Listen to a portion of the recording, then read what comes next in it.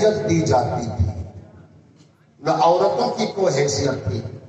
عورت اگر بچی ہے تو اس کو زندہ تربور کر دیتے، اس کو زندہ زمین میں گاڑ دیتے، یہ سوچ کر کہ یہ بچی جو میرے گھر میں پیدا ہوئی ہم اس کو پوسیں گے، پالیں گے، بڑھائیں گے، اور ہمیں یہ شرمندگی مول لینی پڑے گی کہ یہ میری بیٹی جس کو ہم نے پوسا، پالا، جوان کیا، یہ دوسرے کے گھر کو آباد کرے گی۔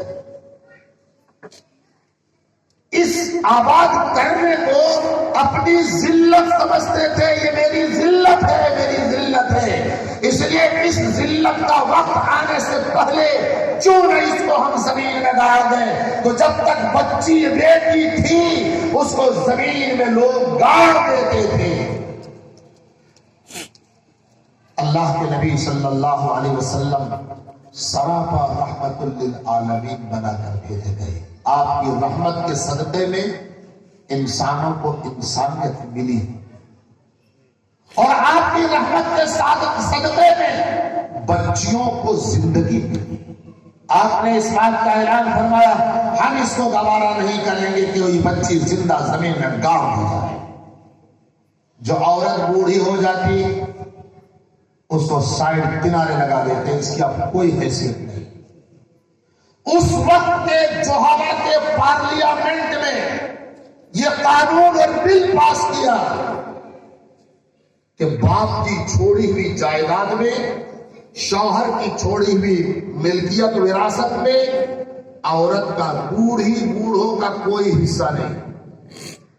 جو بچہ چھوٹا ہے اس کا بھی حصہ نہیں، جو بوڑھے ہو گئے ان کا کوئی حصہ نہیں، عورت کا تو کوئی حصہ ہی نہیں۔ اگر بچی ہے تو وہ جینے کا ہی حق نہیں رکھتی ہے، اور جو جی کر بڑی عمر کی ہو گئی تو جب تک اس کے بدن سے فائدہ اٹھایا جا سکتا ہے اس کھلونے سے کھیل لیا جائے، اور جب جی بھر جائے تو جس طرح ایک بچہ کھلونے سے اس وقت تک کھیلتا ہے جب تک اس کھلونے سے کھیلنے میں مزہ آتا ہے، اس وقت تک کھیلتا ہے، اور جب جی بھر جاتا ہے تو وہ بچہ ایک دن کھلونے کو بھی توڑ جاتا ہے۔ یہی حیثیت تھی اس زمانے میں عورتوں کی کہ جب تک اس سے کھیلا جا سکتا ہو کھیل لیا جائے، اور جب جی بھر جاتا تو گلا دبا کر مار دیا جاتا تھا۔ رحمت للعالمین ہمارے آقا جناب محمد رسول اللہ صلی اللہ علیہ وسلم اس دنیا میں تشریف لائے۔ آپ کی رحمت کے صدقے میں بچیوں کو بھی جینے کا موقع ملا، اور بوڑھی عورتوں کو بھی جینے کا موقع ہی نہیں دیا، بلکہ میرے آقا جناب محمد رسول اللہ صلی اللہ علیہ وسلم نے 25 سالہ عمر میں نوجوانی کی عالم میں، نوجوانی 25 سال کی عمر ابھرتی ہوئی جوانی ہے، مقدم جوانی کے شباب پر آپ نے اس وقت اپنی زندگی میں بیوی کا انتخاب فرمایا تو کسی کنواری لڑکی کا انتخاب نہیں فرمایا، بلکہ اس 25 سالہ زندگی میں اپنے زندگی کے سفر میں ساتھ رکھنے کے لیے رفیق حیات، شریک حیات کا انتخاب کیا تو 40 سال کی ایک بیوہ خاتون جن کو خدیجہ الکبریٰ رضی اللہ تعالی عنہ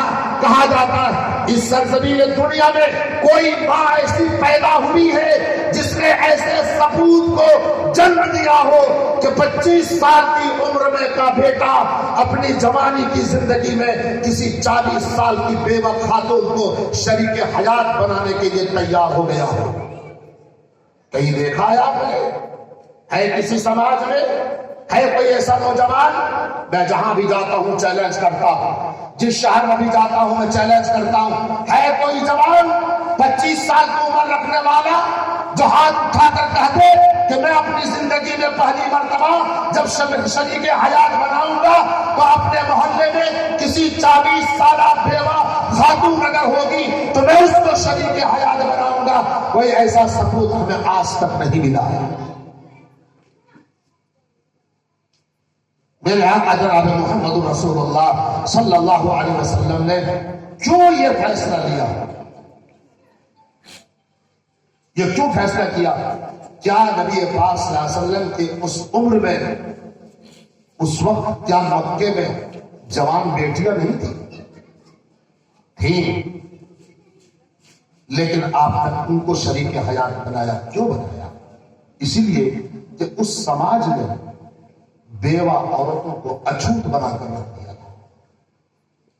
جو عورت بیوہ ہو گئی کل بوڑھی ہو گئی، نہ کوئی اس سے بات کرے، نہ کوئی اس سے ملے، نہ کوئی اس سے لین دین کرے، اس کی کوئی قدر و منزلت نہیں تھی.